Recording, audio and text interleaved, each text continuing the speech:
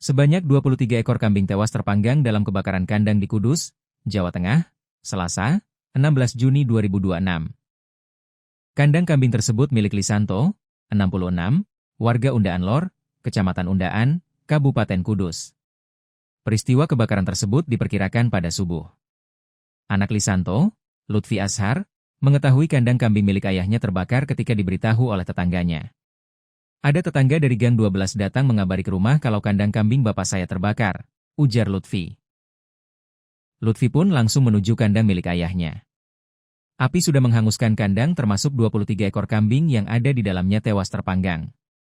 Saya kesini kandang sudah terbakar, kambing sudah meninggal semua. Saat itu masih ada apinya, saya bersama warga sekitar berusaha memadamkan api, terangnya. Di kandang milik Lisanto terdapat 24 ekor kambing jenis gembel. Saat peristiwa kebakaran, 23 ekor kambing yang terpanggang.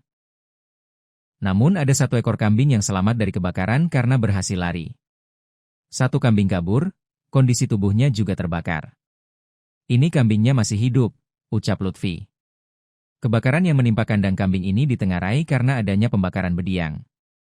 Bediang yakni pembakaran jerami atau daun untuk menghasilkan asap agar kambing di kandang tidak diserbu nyamuk. Dugaan kebakaran karena dari bediang untuk mengurangi nyamuk, kalau malam nyamuk kan banyak. Kurang waspadalah, ujar Lutfi. Api dari bediang itu pun akhirnya merembet membakar kandang yang terbuat dari bambu dan beratap seng. Material kandang yang terbuat dari bahan mudah terbakar, membuat kebakaran terjadi begitu cepat. Hingga warga tidak bisa menyelamatkan kambing yang ada di dalam kandang. Untuk kerugian ditaksir paling mencapai sekitar 30 juta rupiah, tukas Lutfi.